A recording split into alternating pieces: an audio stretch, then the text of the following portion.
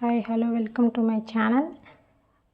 ஏற்கனவே நம்ம ஒழுங்குமுறை சட்டம் 1973, அப்புறம் பிட் இந்திய சட்டம் 1984, பிட் இந்திய திருத்த சட்டம்லாம் பார்த்தாச்சு. இப்போ 4வதாக பட்டய சட்டம் 1993 பார்ப்போம். இந்த பட்டய சட்டம் வரும்போது ஜான் ஷோர் பிரபு இருந்திருப்பார்.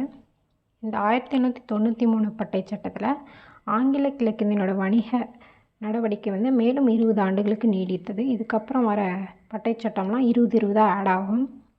20 வருஷமாக கவர்னர் ஜெனரலுக்கான மாகாணங்களின் அதிகாரங்கள் இன்னும் அதிகரித்தன. இந்த பட்டய சட்டத்தில் கவர்னர் ஜெனரல் இருக்காருங்கள, அவங்களுக்கான மாகாணங்களோட அதிகாரம் அதிகரித்தது.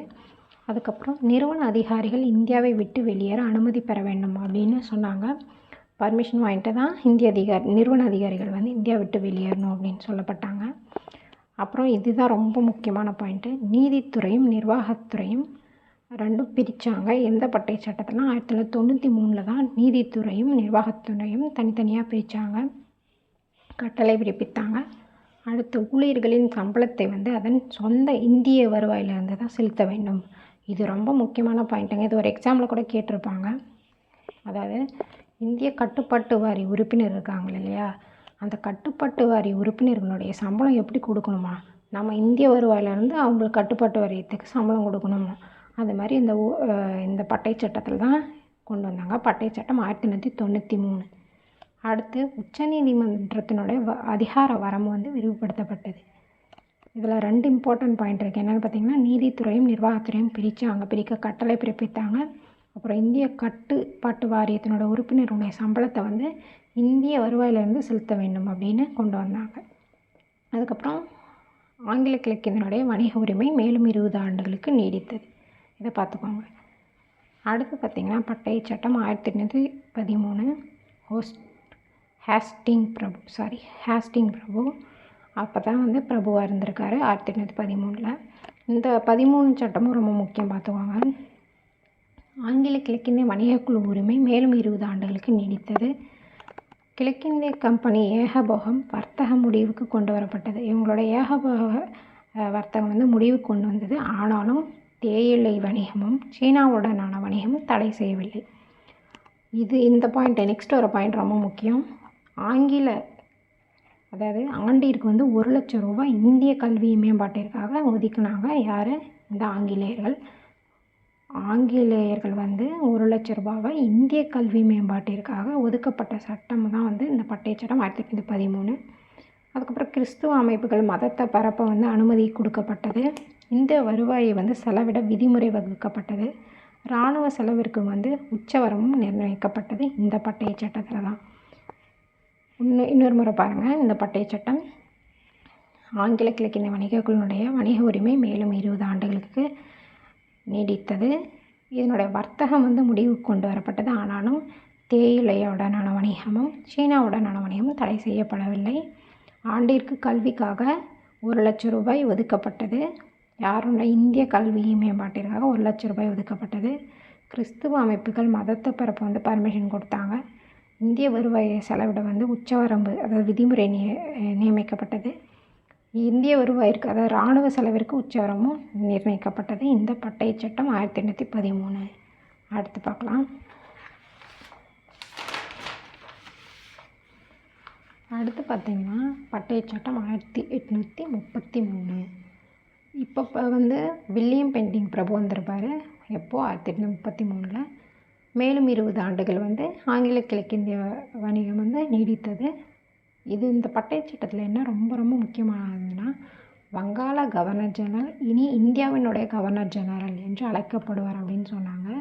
என்னது? வங்காளத்தினுடைய கவர்னர் ஜெனரல் இனி இந்தியாவின் கவர்னர் ஜெனரல் அப்படின்னு அழைக்கப்படுவாங்க அப்படின்னு சொன்னாங்க. ஃபஸ்ட்டு இந்தியாவின் கவர்னர் ஜெனரல் பார்த்திங்கன்னா வில்லியம் பெண்டிங். நான் முன்னே சொன்னேன் இல்லைங்களா, இங்கே சொல்லியிருக்கேன் பாருங்கள். முதல் தலைமை ஆளுநர் யார்? அதாவது வங்காளத்தினுடைய முதல் தலைமை ஆளுநர் வாரன் ஹோஸ்டிங். இங்கே பார்த்தீங்கன்னா முதல் இந்தியாவின் கவர்னர் ஜெனரல், இந்தியாவுடைய கவர்னர் ஜெனரல் பார்த்திங்கன்னா வில்லியம் பெண்டிங். இவர் வங்காளத்தினுடைய கவர்னர் ஜெனரல் இனி இந்தியாவின் கவர்னர் ஜெனரல் அழைக்கப்படுவாங்கன்னு கொண்டு வரப்பட்ட பட்டய சட்டம் 1833 பட்டய சட்டம். தலைமை ஆளுநரின் ஆலோசனை குழுவில் 4வதாக சட்டப்பணிக்காக ஒரு உறுப்பினர் சேர்க்கப்பட்டாங்க. அவ்வாறு சேர்க்கப்பட்ட சட்ட உறுப்பினர் தான் மெக்காலே பிரபு. இது ரொம்ப முக்கியம், பார்த்துக்கோங்க. அடுத்து பம்பாய் சென்னை ஆளுநர்கள் சட்டம் இயற்றும் அதிகாரத்தை இழந்தனர். யார் யார்? பம்பாய் சென்னை இந்த 2 ஆளுநர்களும் சட்டம் இயற்றும் அதிகாரம் இழந்தனர். கல்கத்தாவில் இருக்க ஆளுநருக்கு தான் நிறைய அதிகாரம் தரப்பட்டது. இந்த பட்டை சட்டம் இன்னொரு மாதிரி பாருங்கள், ரிவிஷன் பண்ணிடலாம். ஸோ இந்த பட்டை சட்டத்தினப்போ வில்லியம் பெண்டிங் பிரபு இருந்திருப்பார். 20 ஆண்டுகளுக்கு மேலும் கிழக்கிந்திய கம்பெனியோடைய ஆட்சி நீட்டிக்கப்பட்டது. வங்காள கவர்னர் ஜெனரலை இனி இந்தியாவினுடைய கவர்னர் ஜெனரல் அழைக்கப்படுவார். அப்படி அழைக்கப்பட்ட இந்தியாவின் முதல் கவர்னர் ஜெனரல் தான் வில்லியம் பெண்டிங் பிரபு. அப்புறம் தலைமை ஆலோசனை குழுவில் ஏற்கனவே 3 உறுப்பினர் இருந்திருப்பாங்க.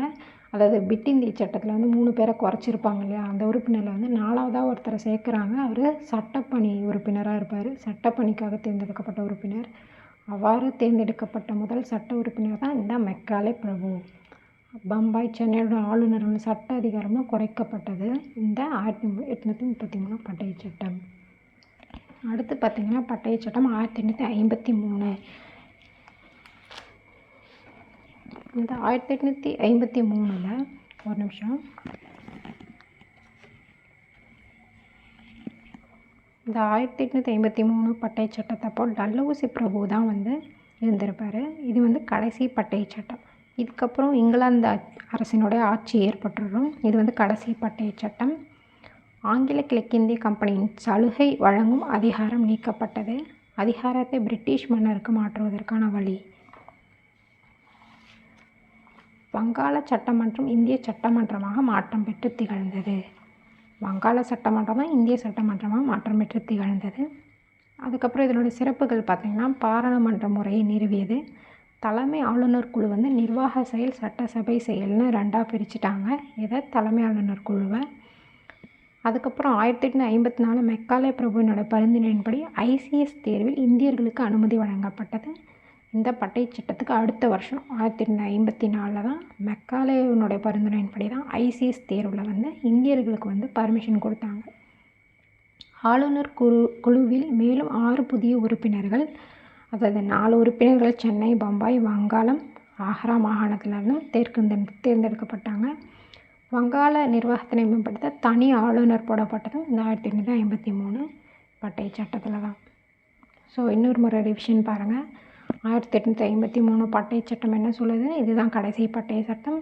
இதுக்கப்புறம் ஆங்கில கிழக்கிந்திய சலுகை நீக்கப்பட்டது.